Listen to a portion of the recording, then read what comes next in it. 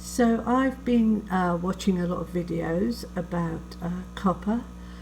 I don't know if that's how you pronounce it, but it's to do with the Child Protection Online Act and how YouTube is now going to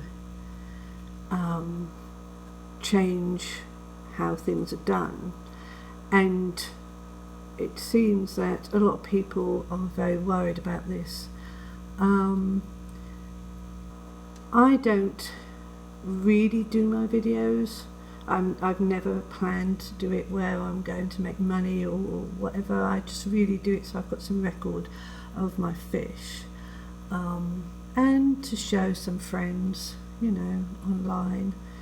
And it's just a little bit of fun. I don't ask people to subscribe to my channels. I don't ask people to do anything, People just find me and they subscribe. But I have been losing quite a few subscribers, and that's because they've closed their channels because of this action that's being done. Now, how is it going to affect the fish community? Because part of what they say is that if it's directed against children, you have to make it child friendly. So that means that there will be no more comments, and all things like that. There's so many videos out there, I'm not going to really explain it. But I did read, I'm a speed reader, so I did read all the changes, and amongst them tucked in there is pets on YouTube. Now, do we class keeping fish as a pet, or are they a hobby? And we also got to look at, is fish keeping a child attraction? Because it seems not only do you have to make your video child friendly and market like that, which you would lose all your revenue from it. It also means that if it's classed as child attracted, then that will also happen. Now, the biggest problem with this is the fine. The fine for having a video not marked as child friendly or made for children is $42,530, I believe. Now, that would ruin most YouTubers, so I think that's why so many smaller YouTubers are just giving up and closing. A lot of bigger ones are closing too. They're just closing their accounts down. Crafters and gamers are all disappearing because they just don't want to take the chance.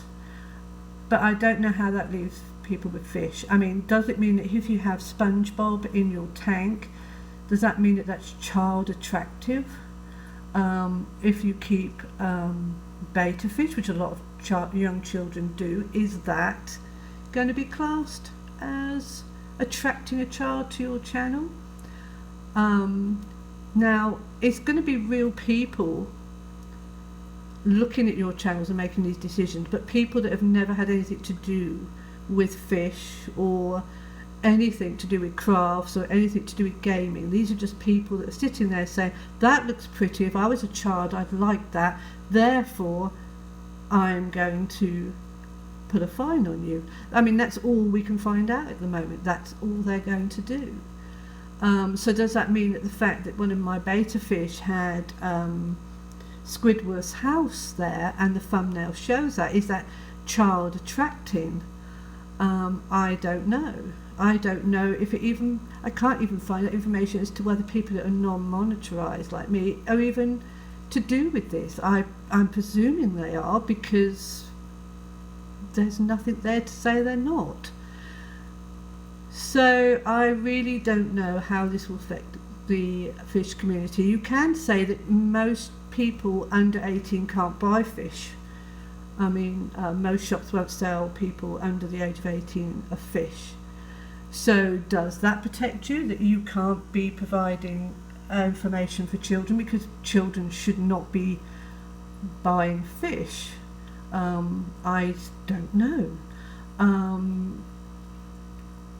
I just don't know, even reading through it. and even other lawyers are reading it, and they don't know. Nobody knows. You're not going to know if you're in violation till you get that fine through your door. So I really don't know what to do. I think that it's very, very important that people within the fish community really look into this, because you haven't got much time. Your videos have to be marked, I believe, by December the 10th, and everything changes the 1st of January, so you've got no time at all. Now, there are petitions online you can find. There's tons of videos you can find. I don't know if fish keeping is going to be hit by this. I can't see how it can't, because kids love fish, and they love fishing, and they love fish, and they are attracted to fish keeping. I just don't see how people who keep fish channels won't be hit by this. And a 42,000 plus fine is really, really bad. So I don't know what I will do. My videos are just for my own enjoyment and record. I put them out to people just so other people can see them. Does it mean that you can't do beginner tutorials, because beginners are usually children? I think that we need a lot more of discussion about this by YouTubers that are not really big. Most big YouTubers have so many tanks and spend so much money that children won't possibly be able to copy them, but maybe they can. I don't know.